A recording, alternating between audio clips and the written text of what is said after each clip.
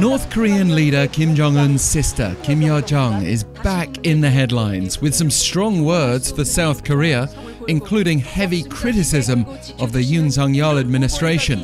And this stands out amid a stream of rhetoric following the North's most recent intercontinental ballistic missile test.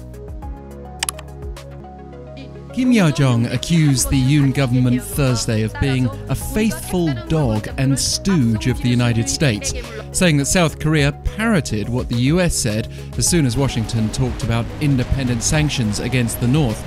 Earlier this week, Seoul's foreign ministry did say it was considering independent sanctions in response to North Korea's provocations, including last Friday's ICBM launch.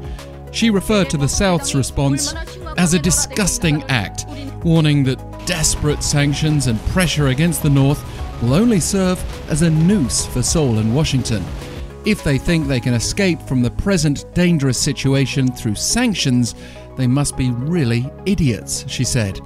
South Korea hit back later in the morning, with the Unification Ministry saying, "We consider it very deplorable that Vice Director Kim-Yo-jong criticized the leader of our country with vulgar language today without showing even the most basic level of courtesy." Two powerful North Korean women have been very prominent since the ICBM test. In her position as Vice Department Director of the Central Committee of the Workers' Party, Kim-Yo-jong's latest statement came just a couple of days after she accused the UN Security Council of double standards for even holding a meeting on the North's ICBM test, though the Council was still unable to agree on a fresh resolution, as China and Russia are effectively protecting North Korea from further sanctions. And on Monday, North Korea's Foreign Minister Choe-Son-hui strongly criticized the deplorable attitude of UN Secretary General Antonio Guterres. It's interesting that North Korea continues to embrace female representatives in this way, just as state media's unveiled one of leader Kim Jong-un's daughters for the first time. As for the North's launch of the so-called monster ICBM, the Hwasong-17, we have been hearing more out of the US on that.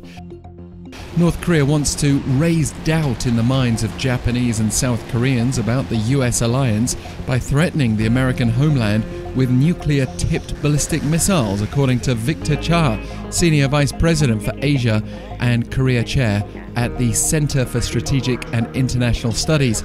Speaking to NPR, Cha warned that North Korea doesn't seem to be interested in any negotiations, that it has been emboldened by China and Russia, and that it's probable the North will go ahead with a seventh nuclear test.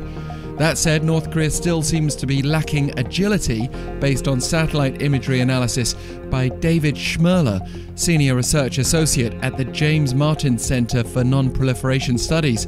His observation, cited by Voice of America, was that the North's latest launch took place around 4 kilometers away from the location of its ICBM test in March, this time around halfway between civilian and military runways at Pyongyang International Airport.